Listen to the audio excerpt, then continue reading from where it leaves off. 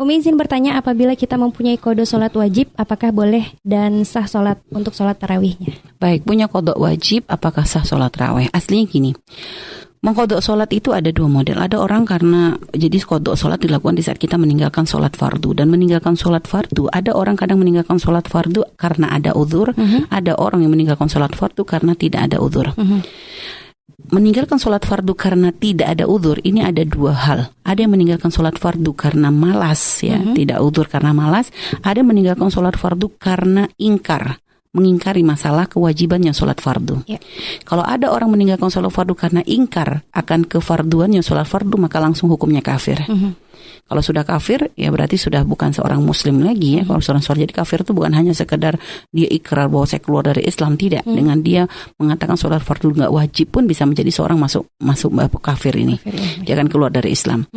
Nah, kalau sudah seperti ini, kalau secara syariat, kalau hukumnya adalah hukum syariat yang diberlakukan, maka ya dia harus dihukum. Artinya setelah diminta bertobat sebanyak 3 kali, kalau nggak ya akan dipenggal lehernya, karena dia telah melakukan pengkhianatan yang luar biasa. Ya. Terus ya kalau harus bersyahadat ulang, harus syahadat ulang. Bahkan kalau ternyata nanti dia mati dalam keadaan seperti itu, maka dihukumi matinya orang kafir. Dia tidak dikuburkan di tempatnya orang muslim, tidak. Dia dengan cara orang muslim. Tapi kalau karena malas, ini kalau dalam mazhab kita tidak sampai masuk bab kafir. Tapi kalau menurut pendapat Imam Ahmad bin Hambal, masuknya sudah kafir. Karena menurut Imam Ahmad bin Hambal, meninggalkan sholatnya adalah suatu pelanggaran yang paling gede. Karena menganggap ya ini pengkhianatan yang luar biasa kepada Allah, sehingga memang berat banget. Makanya ninggalin sholat tuh jangan ada orang yang tengin deh gitu loh. Karena dosanya gede-gede banget gitu loh. Nah, terus kalau sudah begitu nanti harus diminta untuk bertaubat, ya, sampai 3 kali bertaubat. Kalau tidak pun nanti hukumnya penggal leher juga. Kalau syariatnya syariat Islam. Tapi ini jangan main-main penggal leher, ya. Ini syariat Islam, bukan seenaknya orang main penggal lehernya orang gitu loh.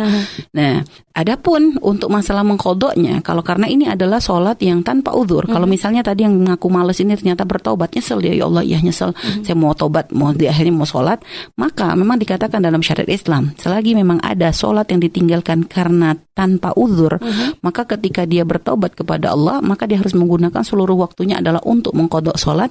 Tidak boleh menyibukkan dengan apapun kecuali ini adalah kepentingan untuk masalah makan, untuk mencari nafkah dan untuk bertahan hidupnya. Tapi memang benar secara syariat seperti itu. Tapi kadang gini loh, artinya gini, ada orang yang kadang subhanallah dia lama tidak kenal Allah, dia jauh dari Allah, tiba-tiba dia ingin kembali kepada Allah, dia ingin kembali mendekat kepada Allah, ingin hijrah dari kemaksiatannya menuju kepada jalan yang diridhai oleh Allah. Lalu ternyata sudah bertahun-tahun dia banyak meninggalkan sholat. Lalu setelah itu dia akan kembali kepada Allah, kembali bertaubat kepada Allah. Nah, setelah itu meminta pendapat misalnya kepada kita. Misalnya ada orang ya bertaubat, dia udah ninggalin misalnya nggak sholat sampai bertahun-tahun. Habis itu dia ngadu nih ke Umi, misalnya contoh. Dia ngadu ke Umi pengen taubat, tapi saya punya banyak dosa, saya sudah ninggalin sholat bertahun-tahun. Akhirnya Umi langsung ngambil dari ilmu yang Umi dapat, dari ilmu fikih itu tadi. Oh, kalau gitu berarti kamu harus ngabisin waktu kamu untuk sholat qadha. Boleh ngapa-ngapain kecuali hanya untuk pokoknya makan, bertahan hidup. Kira-kira yang taubat nih jadi taubat atau enggak ya? Mikir lagi gitu loh. Artinya gini, memang secara syariat memang aturannya seperti itu, tapi pun ketika ada orang bertaubat itu harus menjadi suatu hal yang sangat-sangat kita syukuri, dan alhamdulillah artinya Allah bukakan jalan baginya untuk menuju kepada kemuliaan. Sehingga kalau memang dia mampu untuk seperti itu, kita sampaikan. Kalau memang mampu, memang seperti itu aturannya. Tapi kalau tidak mampu, jangan ditutup gitu loh. Jangan sampai akhirnya orang taubat jadi ragu-ragu. Kok berat banget ya sholat terus. Lawang mereka taubat aja tuh kadang untuk sholat 5 kali sehari aja udah berat gitu loh. Untuk yang fardunya saja yang saat ini aja kadang udah berat. Karena mereka dari baratnya ke maksiat nggak pernah sholat, mau sholat gitu loh. Kadang untuk bisa sholat 5 saja sudah luar biasa. Gimana mau kita bebani ini dulu. Jadi biarkan dia bertobat dulu, biarkan dia benar dulu agamanya. Kalau sudah nanti dia sadar, dia sudah benar-benar bertobat dengan hatinya, sudah benar-benar sudah meresap dalam hatinya, keimanannya sudah semakin kuat, baru nanti kita bimbing dia untuk bisa mengqadha sholatnya. Karena nqadha sholat tuh gak gampang. Jangankan orang yang baru hijrah, yang lama-lama udah hijrah, gak hijrah ini, yang maksud sudah memang gak hijrah, sudah memang benar, itu juga dengan nqadha sholat tuh gak gampang. Orang lebih demen sholat tahajud, orang lebih demen sholat duha daripada suruh nqadha. Ibarat kalau kita punya kodok, mungkin kalau yang ada udur, contohnya kodok wanita-wanita yang kadang haid gitu, urusan haid ya, gara-gara salah ngitung antara istihadah dengan haid, akhirnya punya utang misalnya 3 hari. Coba tanyakan nih gitu, tanyain ini kepada perempuan-perempuan seperti ini, suruh ngodok 3 hari, coba lebih gampang mana nih sama tahajudan 5 rakaat ya, tahajud sama sholat witirnya juga ya 5 rakaat, atau sholat duha yang misalnya 4 rakaat atau 6, gampangan mana? Semuanya bakalan ngomong gampangan yang sholat sunnah. Kenapa? Ada hawa nafsu. Makanya tadi karena kami sampaikan, kita nih kadang ibadah sering dengan kesenangan kita, bukan dengan kesenangannya Allah. Padahal Allah senangnya kita ngodok, tapi kadang hawa kita tuh aduh berat banget gitu loh. Sehingga makanya kadang kita ya, makanya padahal kalau untuk yang memang ada uzurnya, kalau ada uzurnya, memang tidak sekeras waktu yang tidak ada uzur. Artinya kita jangan mempersulit deh. Orang kalau memang dia punya hutang, ini dilihat. Artinya ya diusahakan untuk membayar secepatnya. Itu lebih utama.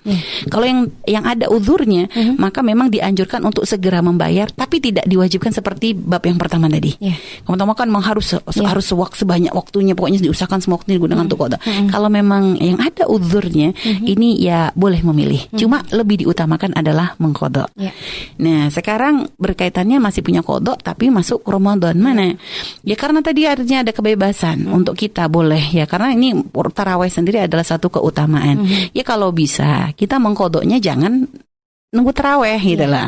Nah, jadi sebelum taraweh gitu kan, ya kita sholat deh kodok. Dicicil lah kalau memang ternyata kodoknya banyak, misalnya sampai berapa hari, ya udah diutamakan.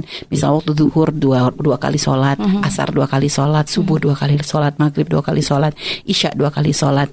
Artinya ya seperti itu gitu. Dibikin semuanya nyaman. Jadi jangan sampai gara-gara kodok udah, karena saya harus kodok, saya gara-gara kodoknya padahal cuma tinggal sholat isya, saya udah usah terawehan. Ini mah modus ya, males teraweh gitu ya. Jadi bawa-bawanya kodok gitu, sudah tetap ya, artinya tetap kodoknya iya jalankan, bayar kodoknya, tapi terawehnya juga jalankan. Jadi supaya Ramadan kita bisa lebih bermakna insya Allah ya. Berarti sholat tarawehnya boleh ya Umi ya? Boleh saja, tapi memang diutamakan memang menyelesaikan urusan kodoknya. Tapi kalau misalnya ngeberesin kodok ini akhirnya kok terlalu berat kalau langsung satu waktu, ya sudahlah, kodok dulu sebelum salat isya misalnya, kan bisa sambil menunggu, misalnya kan ada qobliyahnya diganti kodok misalnya begitu. Nanti saya itu salat isya, ba'diyah, selalu tarawih, habis itu kodok lagi, dan nanti tahajudnya juga begitu. Jadi dibuat seperti itu lebih nyaman dan insya Allah lebih enak kita dalam beribadah. Baik, wallahu a'lam bishawab.